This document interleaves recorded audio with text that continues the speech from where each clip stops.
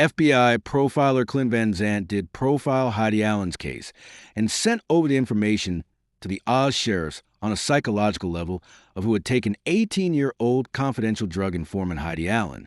But let's first explain to you who Clint is, what he has accomplished, his achievements he has earned throughout his life. At the end of this, ask yourself one thing. Do you believe the FBI or the Oz Sheriff's Department? FBI profilers are 60 to 80% correct the majority of the time. They have high percentages on correct profiling. A narrative portrait of Clint VamZandt.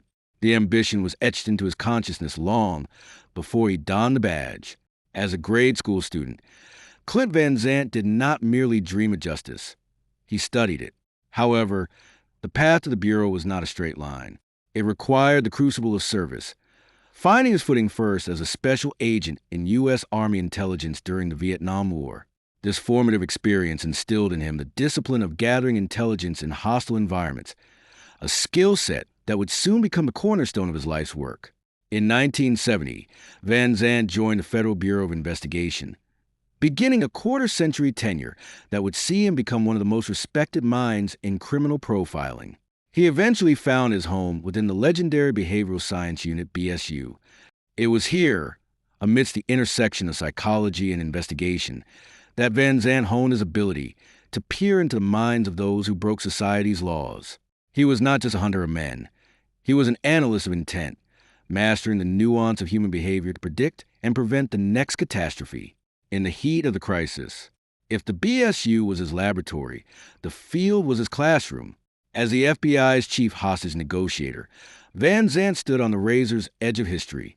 Waco, the Unabomber, and Oklahoma City. On the very day the Alfred P. Murrah Federal Building was shattered, VamZandt's training allowed him to accurately profile the type of individual responsible, providing a roadmap for investigators in the immediate, chaotic aftermath. The private sector and the public voice VamZandt. Retirement in 1995 did not signal an end to his mission, but rather a pivot. He founded VamZandt and Associates, translating his crisis management expertise into a consultancy that served corporations and organizations worldwide. He also stepped into the bright lights of the media. As a criminal analyst for networks like NBC and MSNBC, he became a voice of reason in the polarized landscape of true crime reporting. His books, such as Facing Down Evil, serve as a synthesis of his career, documenting the dynamic processes of negotiation and the psychology of the predators he spent his life studying. The perpetual student. Today, Clint VamZandt's life stands as a testament to the idea that understanding human behavior is a lifelong pursuit. Whether speaking to an audience on a cruise ship, lecturing at a university, or advising an executive, he remains a figure defined by his intellectual rigor.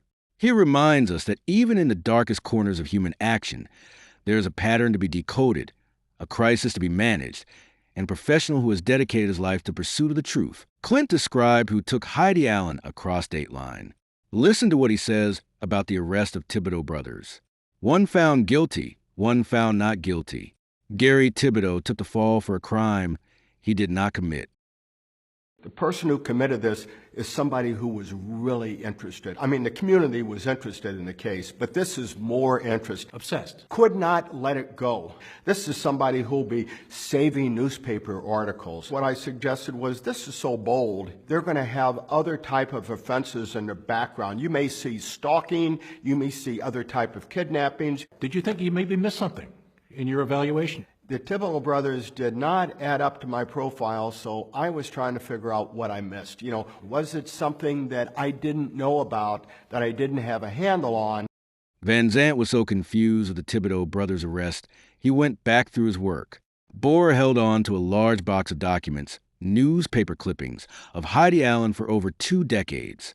VamZandt is given the new information on Michael Bohrer, and he names Michael Bohrer as the culprit who took Heidi Allen. Bohrer has a past of attempted kidnappings, brutal beatings to women, molestation of his own children. Shortly after he moved to Oz, Heidi Allen vanished. What did Michael Bohrer have to say when he is asked over 20 years later about Heidi Allen? Listen close. What do you know about the Heidi Allen case? That it's different from what everybody else believes. Did you hang out with Roger Breckenridge? No? No. Why not? He scares me. Why? I think he's fully capable of anything. What do you mean? When you say anything, what do you mean? I don't... He's got them eyes that... The killer eyes you were talking about? Yeah. Why, has he killed somebody, you know? I don't know. You don't know? Like I said, I go the other way. I don't want to know them people. You never junked cars with him or anything? Did some junking with him?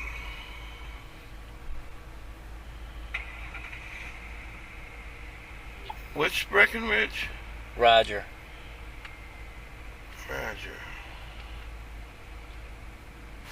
How about James Steen? James. Jay. Thumper? Jay Steen? Thumper?